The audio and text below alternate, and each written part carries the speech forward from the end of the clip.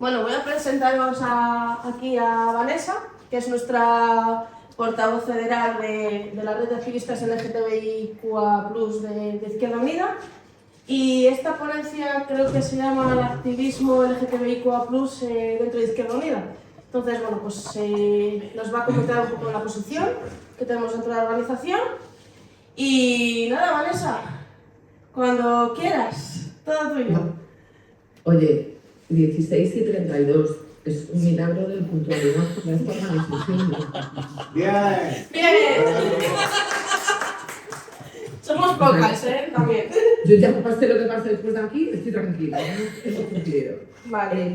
Yo decía a los compas de Aleas que creo que es buena idea que a las 6:30 terminemos, es decir, y si terminamos antes, no sintáis obligadas a ocupar el patio. Pero que yo lo que voy a intentar es ocupar solo 20 minutos con las cosas que se me haya ocurrido contaros y que luego charlemos de lo que necesitéis. Me gustaría, yo sé que en esta casa eso se entiende, pero a mí me gusta decir cuando hablamos de las vidas de las personas, que es de lo que se trata en esto, que sea un espacio seguro. Y si entendemos esto, podemos preguntarnos lo que sea, consultarnos lo que sea y manifestar las dudas o las discrepancias que sean sin que pase absolutamente nada. Porque nunca vamos a intentar dañar a nadie. Y eso es una cosa muy importante que en esta organización, un poco por empezar con el contenido, hemos convertido en un principio político. Yo no creo que sea interesante para nadie de quienes estáis ahí, y para mí tampoco, con honestidad, que yo me pusiese a enumerar propuestas políticas de esta organización. Porque como cualquier otra cosa, lo que hacemos quienes elaboramos políticas queer, políticas para personas LGTBIQA+ en Izquierda Unida, lo hacemos en los órganos, lo hacemos en los programas electorales, lo hacemos llevando documentos a las coordinadoras políticas, lo hacemos aprobando principios o guías políticas en las asambleas y obviamente como no podía ser de otra forma, ¿cómo lo íbamos a hacer si esos son los mecanismos que tenemos? Si vosotros luego queréis entrar a preguntar, a debatir por qué medidas concretas, por qué decimos cosas concretas, lo hacemos. Pero a mí no me parecía que esto fuese interesante. Lo que me parecía interesante con el nombre de la ponencia era precisamente hablar de los porqués, no de los qués. Porque esta organización política nos defiende. Sin querer ponerme absolutamente sentimental, pero yo llevo unos cuantos años de militancia política en esta organización, dentro de muy poco van a ser 30. Sí recuerdo los principios y sí recuerdo lo que nos ocurría en momentos mucho más difíciles para las personas, para las disidencias sexuales salir del armario. Insisto en que no se trata de ponerme sentimental o de predisponeros a mi favor. Es que es una realidad que mucha gente fuimos capaces de salir del armario en Izquierda Unida. Y precisamente porque militamos en esta organización política en la que sentimos siempre como un refugio. Y Izquierda Unida nos defiende a las personas como yo, precisamente porque viene de una tradición muy larga. Una vez charlamos de esto en Valladolid, ya yo lo recuerdo precisamente cuando presentamos a Aleas. Venimos de una tradición muy larga que hace que nos dé un poco la risa cuando dicen que lo de las políticas LGTBI, lo de defender a las personas queer, no es ni de izquierdas ni de derechas. Bueno, la historia de este país demuestra que hay una larga tradición política que manifiesta que quienes nos han defendido a lo largo de la historia han sido las políticas de izquierdas. Y eso es precisamente un poco sobre lo que yo quiero dar pinceladas durante estos 20 minutos para que se entienda. Venimos de una tradición muy larga, porque las organizaciones que fundaron esta organización política y que son miembros de esta organización, que se llama Izquierda Unida, como el Partido Comunista de España, como la Izquierda Republicana, durante las fases más oscuras de la historia reciente de este país, defendieron que no podíamos ser perseguidas por nuestra orientación sexual o nuestra identidad de género y nos defendieron a las disidencias sexuales. porque entendían que esto era así. Y porque a lo largo de toda la construcción de derechos durante la democracia, tras la dictadura, fue el impulso de nuestra organización nominalmente la que abrió debates sociales que dieron lugar a avances políticos. Esto ocurrió cuando nadie hablaba de las personas trans en los años 90. Fue una organización que se llama Izquierda Unida y una diputada que se llama Marisa Castro, a la que tuve la suerte de ver hace pocos días y de abrazar. Le debemos muchísimo a Marisa Castro en su etapa de cargo público, quienes defendieron que las personas trans tenían derechos elementales como el acceso a la salud que les estaba siendo negado. Y esto ocurrió en el año 1997. Para que luego nos digan que nos subimos a un carro sobre el que esta organización no había debatido y a defender a personas a las que nunca habíamos defendido. Fuimos las primeras en abrir el debate al respecto de por qué las personas trans vivían en los márgenes y derechos fundamentales de los que se había dotado a todos los españoles y las españolas, ellas no lo tenían por razón de su disidencia de género. Sería imposible que en el año 2005 se hubiese aprobado el matrimonio igualitario, que no matrimonio homosexual, en España, y otra vez en el año 2001 el debate político y social al respecto de los derechos legales que debíamos de tener en igualdad todas las personas, no lo hubiese abierto esta organización. Éramos firmes defensoras de determinadas, de algunos principios políticos al respecto de la igualdad, y además teníamos una sensibilidad enorme que se había ido construyendo a lo largo de nuestros debates políticos al respecto de cómo había que hablar de colectivos de personas para entender que las discriminaciones colectivas a veces se daban por esa razón. Yo creo que las mujeres y el feminismo, en muchas de las cosas que han interpelado a las personas LGTBIQ+, se sienten totalmente identificadas. Por eso, posiblemente, es la lucha colectiva de la que nos sentimos más cercanas en la mayoría de los casos.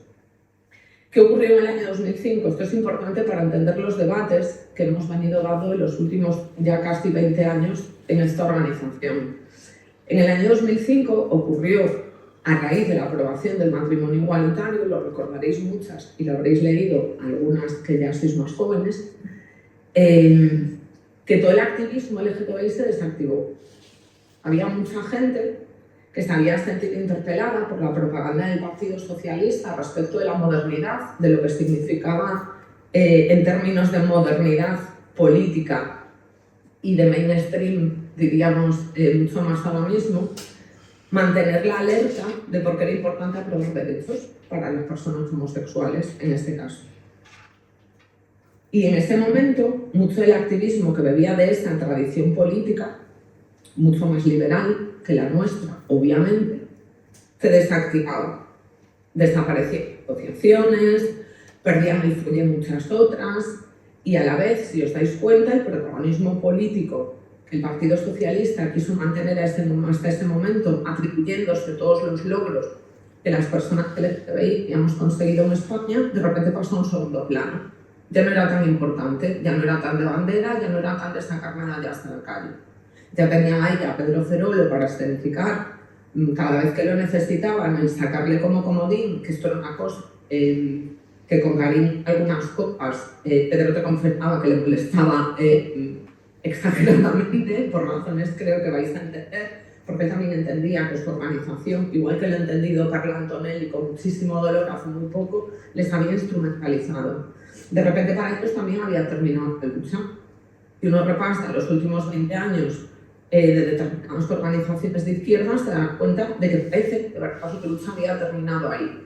Y sin embargo, las organizaciones como la nuestra, las organizaciones socialistas, las organizaciones de corte anticapitalista, lo que hicimos fue tomarnos muy en serio el hecho de pensar que había que plantear una nueva hoja de ruta y que había muchas otras cuestiones que no se habían podido debatir hasta ese momento por una razón muy obvia, y abro un paréntesis, Esto es una cosa que cuando hablé de la violencia machista, recordaréis, hacía Pamela Valenciano en su monólogo de No solo duelen los golpes, que era claro, tú determinas escalas entre las personas y yo empiezo aquí, es imposible que yo compita y sea capaz de pelearme por los derechos que tú tienes aquí o por comprender la vida que tú tienes aquí. Claro, es cierto, había que igualar los derechos y aceptamos que muchos de los derechos que tuvimos que igualar para poder abrir debates, puede que como el matrimonio se siga considerando algo secundario y un derecho burgués. Claro, obviamente lo es. Ajenas al mundo en el que vivimos, todas veis condicionadas por las rentas de capital trabajo. Bueno, claro, es que a mí también me gusta comer todos los días. Bueno, pues con esto pasa un poco lo mismo.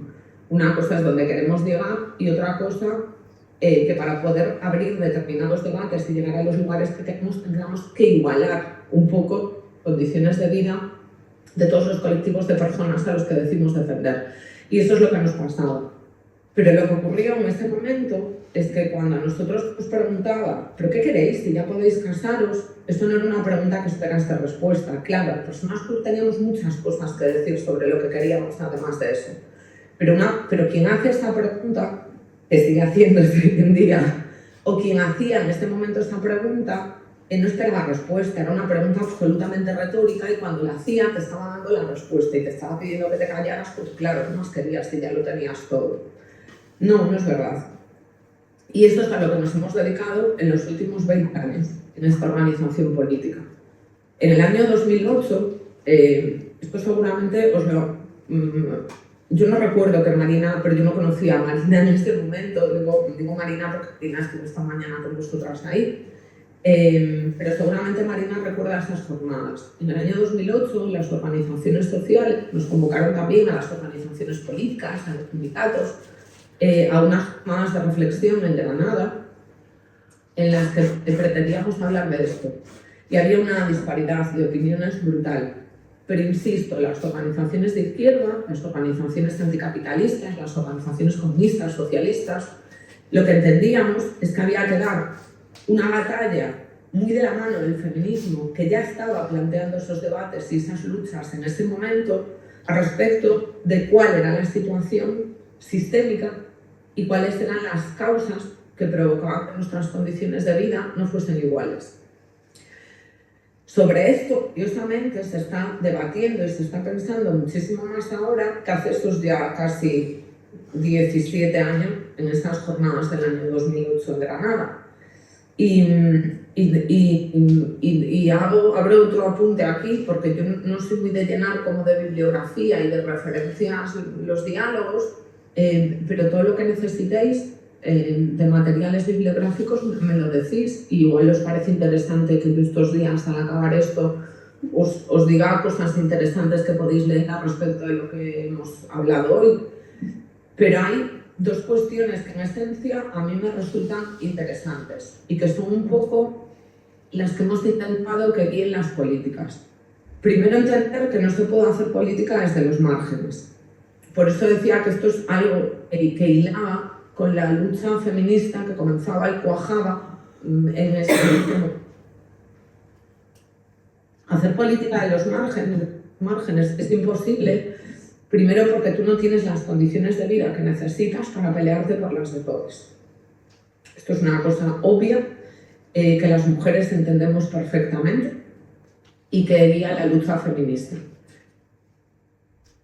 Cuando no tienes altavoces, obviamente nadie te va a escuchar. Pero cuando tú no tienes ni siquiera la posibilidad de confianza y de calidad de vida necesaria para pensar en los hilos colectivos que deben manejar tu lucha, pues es mucho más difícil todavía. Muy probable que por eso, desde el año 2011, las personas trans se entendiesen que lo primero que tenían que hacer era mostrarse, construir espacios propios, escribir sus propios libros, tener sus propios referentes elevados a espacios más públicos, etcétera, etcétera, etcétera. ¿Por qué? Porque será la única manera de que todo el mundo entendiese, por ejemplo, que las personas trans existían. Es cierto que muchas disidencias sexuales ya habíamos ganado visibilidad a lo largo de todo este periodo, Pero nominalmente las personas trans no lo habían hecho, seguramente porque no le interesaba. Aquí le interesa hacer política para los vulnerables que luego no, porque son tan pocas que yo qué sé, habrá quien piensa que ni siquiera es rentable tenerlas contentas. Bueno, esto. Lo que entiende esta organización hila con lo segundo importante que decidimos hacer estos años y que parte de esa pregunta es lo que me ha hecho pensar en lo de las referencias bibliográficas, que fue lo que hizo hace muy poco Cristo Casas, escribirá un libro que se llama Maricas Malas. Cristo Casas presentó más cosas. El Power Ranger Rosa, por ejemplo, es algo maravilloso y que además os va a descubrir una editorial fantástica. Pero es interesante porque lo que hace Cristo Casas es, al fin y al cabo, preguntarse lo que las comunistas y las anticapitalistas nos veníamos preguntando muchos años, en concreto en este país, desde la aprobación del matrimonio igualitario. ¿Qué es lo que tenemos que hacer a partir de ahí? Y lo que reflexionamos es que la gran lucha de este tiempo era la normalidad, la de por fin empezar a impugnar la norma. ¿Qué ocurre con la norma? Es una cosa interesantísima, cómo se construyen las normas. También hay un libro, es que saqué los libros por si luego de verdad queréis leer cosas. Ahí detrás hay un libro fantástico bueno, no me va a salir. Bueno, igual, de la metafísica del poder. Y cómo lo que significa poder en un escenario capitalista, como lo que significa poder en un escenario patriarcal, condiciona las vidas de los colectivos disidentes. Obviamente las mujeres son un colectivo disidente, pero también lo somos las personas queer. Las disidencias sexuales, las personas que nos salimos de la norma heterosexual y de la norma de género, obviamente lo que estamos haciendo es impugnar la norma. Y cuando hablamos de impugnar la norma, obviamente no hablábamos solo de esa construcción de poder, no hablamos solo de cómo se construyen las relaciones políticas, económicas y sociales, sino que hablamos también de cómo se construye la propia percepción de nuestras identidades. Lo interesante de esto es pensar en cómo para encajar nos vemos obligadas las disidencias sexuales a atribuirnos parte de la norma estética, de la norma de conducta, de comportamiento, de formas de vida, etcétera, etcétera, etcétera. Y para nosotras esto es tremendamente contradictorio porque esa norma es precisamente lo que hace que nuestras condiciones de vida se vean desequilibradas a respecto de una persona que se pueda llamar a sí misma normal. Yo creo que estáis entendiendo todos lo que quiero decir cuando hablo de normalidad.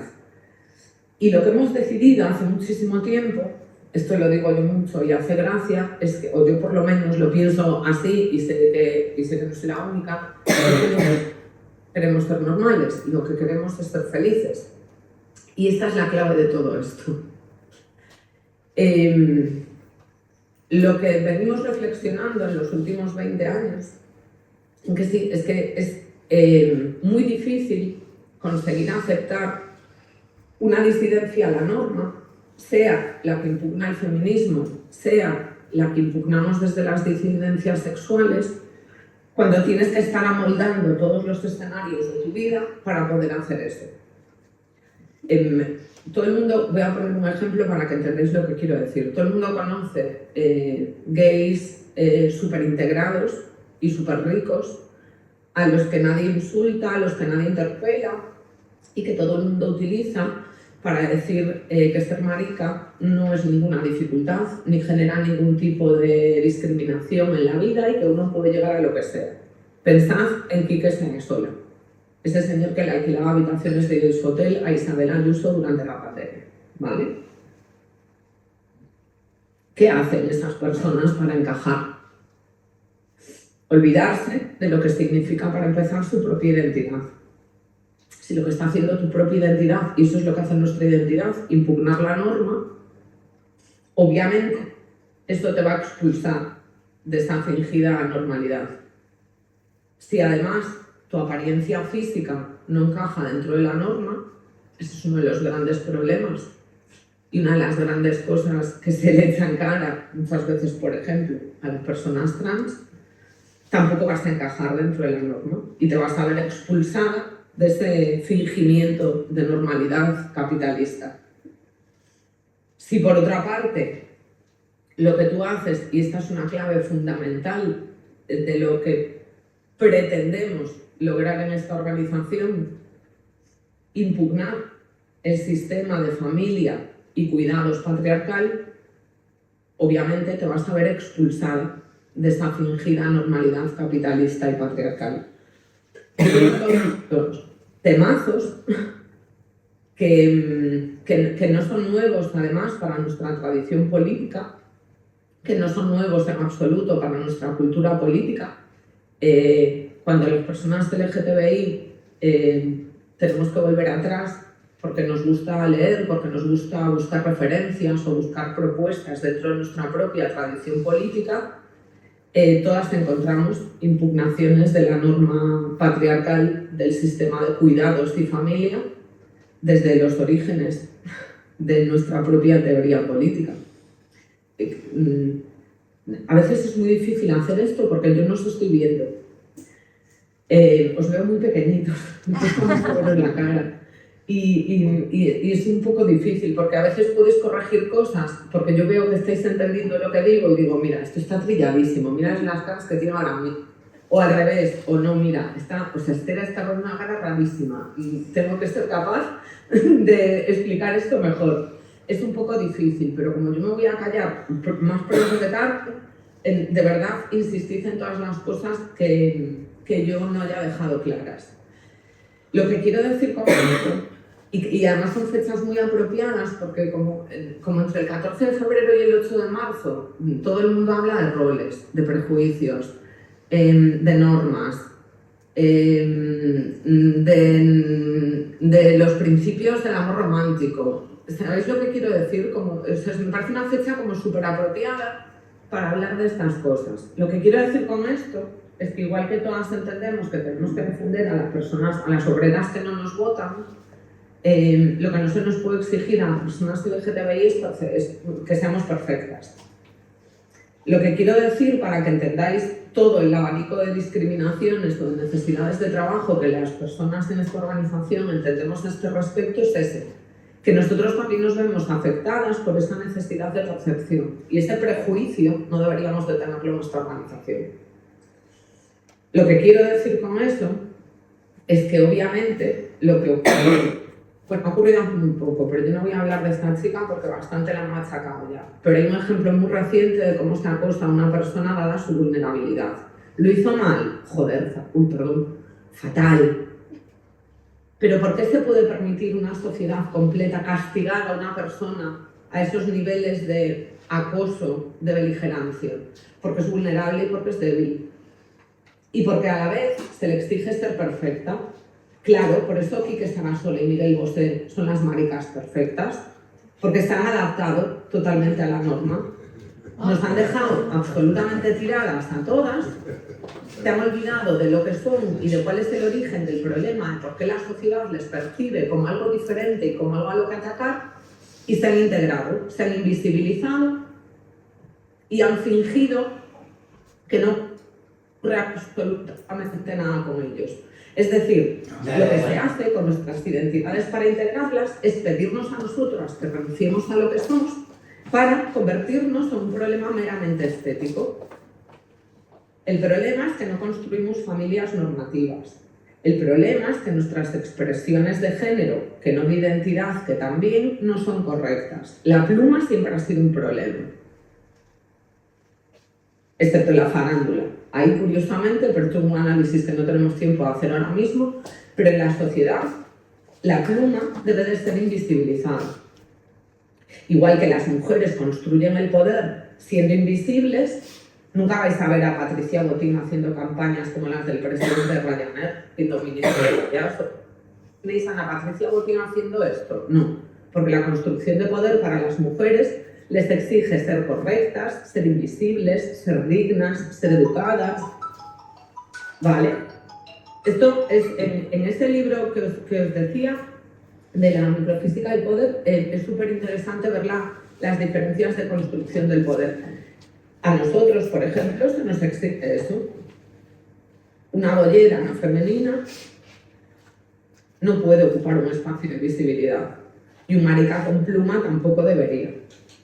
Por eso Quique Sarasola y Miguel Bosé, que son señores rancios, deciden invisibilizar su falta de normatividad.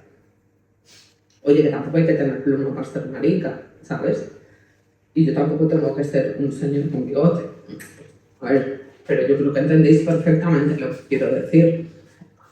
Esto no deja de ser una utilización interesada precisamente para invisibilizar, como nos ocurre 100.000 veces, aquí también nos sentiréis interpeladas como militantes de izquierda, para invisibilizar los problemas reales que intentamos sacar a la luz y que nadie escucha. Claro, lo que se nos pide es que nos invisibilicemos,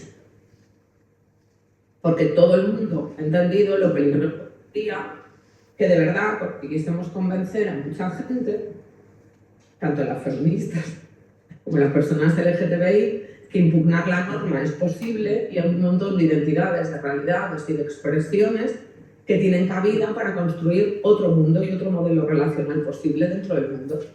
¿Vale? Esta es un poco la esencia del problema. ¿Qué ocurre cuando te niegas a encajar en la norma o cuando simplemente no puedes? Claro, Quique Sarasola tuvo la oportunidad de perder la pluma.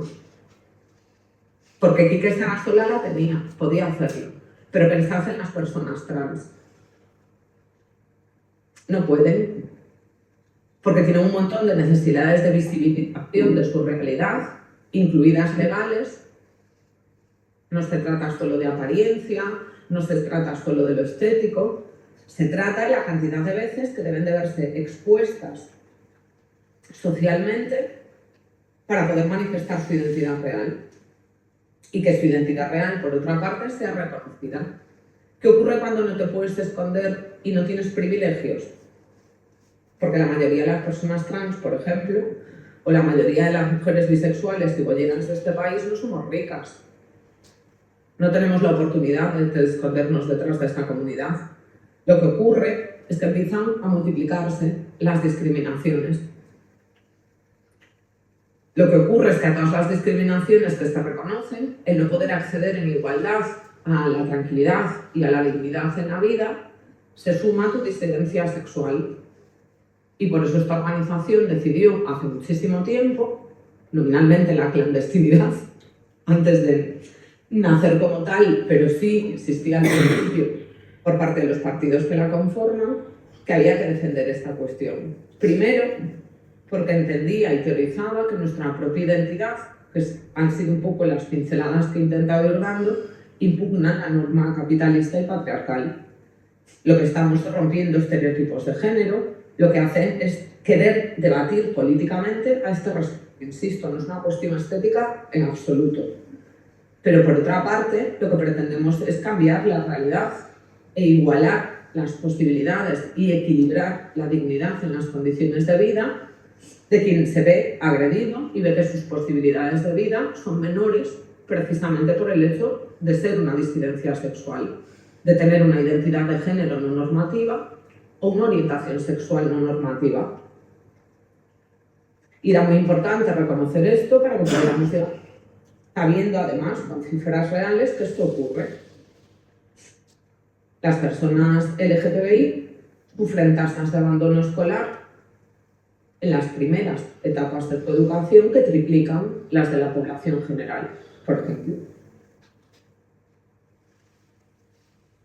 Las cifras de acoso, de acoso escolar me refiero, la población general, los niños y niñas, las personas menores, indican ahora mismo los datos públicos que 4 de cada 10 personas, que 4 de cada 10 alumnos se han sentido acosados, discriminados o han sufrido algún tipo de agresión en sus centros escolares.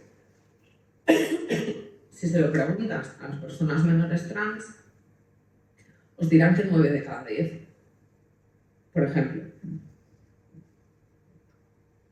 La Confederación de Salud Mental en el año 2023 hizo una estadística al respecto de, de esta cuestión y detectó que las cifras de autolesiones, intentos de suicidio o consecuciones de suicidio duplicaban las de la población general. O que las personas mayores LGTBI eran 4 veces más propensas y tenían diagnosticadas 4 veces más que la población general trastornos de salud mental como la depresión o la ansiedad. Decir que es un problema meramente estético es casi o sin casi insultante y seguro falso. Nuestra identidad sí condiciona nuestras condiciones de vida. Hay una proporción elevadísima de personas que siguen sin ser capaces de que se sepan ámbitos de su vida como el trabajo, cuál es su orientación sexual o cuál es su modelo de familia. Las personas heterosexuales que alguna veréis aquí, nunca habéis tenido ningún problema en hablar de vuestros hijos o vuestra pareja cuando a la hora del café habléis de lo que habéis hecho el fin de semana. Hay un porcentaje muy elevado de personas enmarcadas dentro de este espectro de las disidencias sexuales que no pueden hacerlo. Obviamente las personas trans ahora mismo son tremendamente vulnerables, pero yo tampoco quería concentrarme en esto porque estoy segura de que Marina lo ha hecho esta mañana. Pero esas son seguramente las 2 claves que han hecho que esta organización haga eso. Primero, insistir mucho en que no se olvide que hay toda una tradición y una cultura de pensamiento anticapitalista que entiende que todo lo que se sale de la norma es una impugnación que debemos de defender. Y si queréis profundizamos, o yo os recomiendo lecturas luego, al respecto de... Pero bueno, yo creo que somos personas estudiadas y creo que se entiende perfectamente. Pero si queréis ahora profundizamos en esto, pero yo tampoco quiero condicionar mucho más sobre lo que vosotras o vosotros vayáis a querer hablar, o las dudas que habéis tenido porque os habéis leído los programas, o etcétera, etcétera, etcétera. Pero lo que guía nuestras políticas en esencia son estas 2 cosas. Primero, entender que estamos defendiendo identidades que lo que hacen por su propia existencia es impugnar un modelo de vida capitalista y antipatriarcal, y que eso es una cosa en lo que esta organización se siente plenamente identificada. Y en segundo lugar, entender que hay realidades tremendamente vulnerables que hay que proteger porque están aquí y están vivas. Y por lo tanto, hacemos políticas que intenten igualar las condiciones de vida y eliminar las discriminaciones por la razón que sea. En nuestro caso, obviamente, por nuestra orientación sexual o nuestra identidad de género, que es lo que básicamente se suma a cualquier vida vivible que reconozcáis en vuestro ámbito de vida. ¿Qué hacemos para eso? Trabajar mucho con las organizaciones sociales, hablar mucho entre nosotros y no dejar de existir a esta organización, en que estamos dispuestos a ampliar los espacios como este en los que hablamos de las cosas que aprobamos siempre que sea necesario. Eso es un poco de lo que se trata. Yo la verdad es que creo que me callaría más o menos por aquí, porque así os queda 1 hora para vosotros y para que yo hable de las cosas concretas de las que queréis hablar, y si os parece podéis empezar a hablar vosotros.